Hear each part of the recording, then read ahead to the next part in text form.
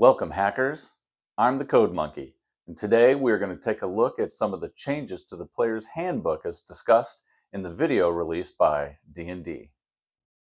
The four major changes that I noticed so far is the class rework, weapon mastery, the background revamp, and feat upgrades. We're going to talk about the class reworks in future videos, so right now we're just going to focus on the other three. Weapon mastery adds an extra effect to each weapon if you have that particular mastery. These are all things that will give martials more tactical options in combat. Cleave allows the players to deal damage to an adjacent creature when they hit a target. Graze deals damage to a target even if you miss. Nick gives you an extra attack without using your bonus action.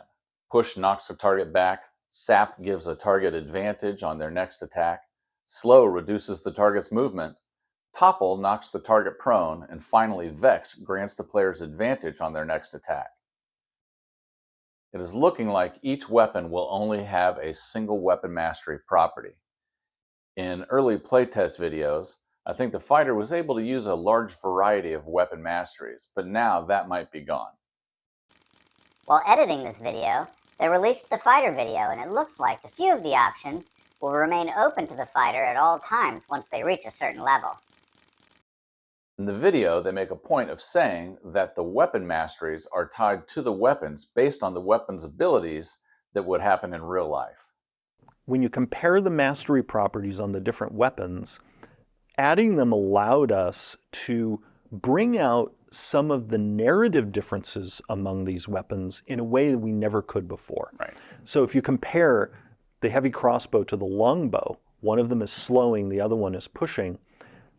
That's actually an example of us being able to finally show how being hit in the real world by those two weapons feels different. Right. Because a crossbow hits with a force because of the mechanism.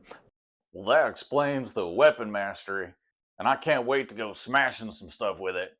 But what about the background revamp? Well, there's a pretty big change in the backgrounds.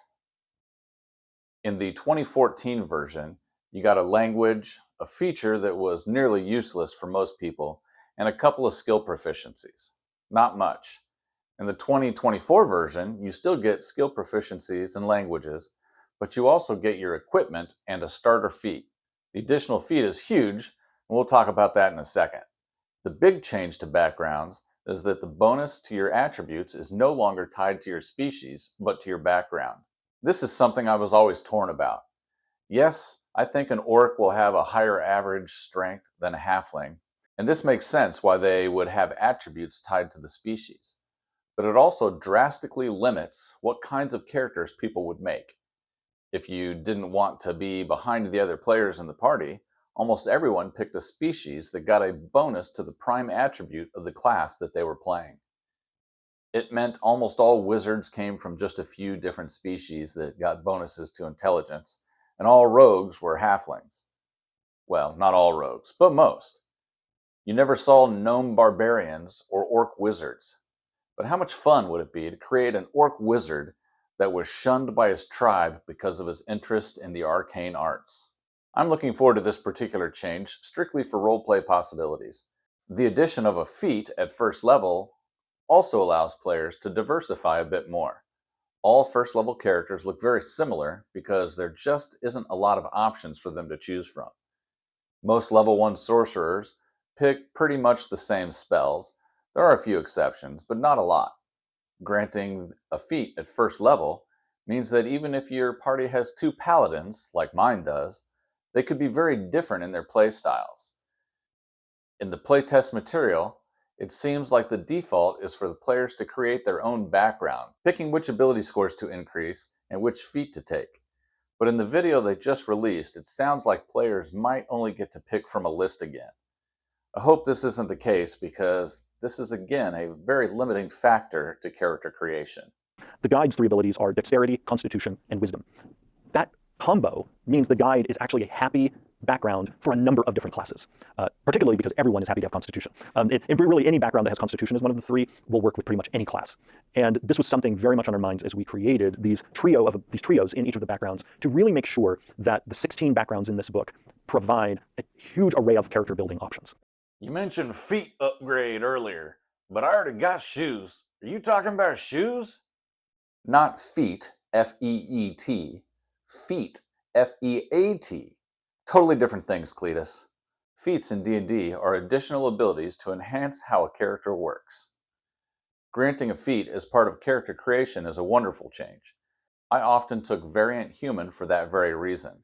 In my eyes, the feats are what lets you customize your character and differentiate it from the other characters of the same class. It lets you use abilities to strengthen what your character naturally does well. Some characters I have made wanted so many feats that the only option was Variant Human, or I'd never get all that I wanted.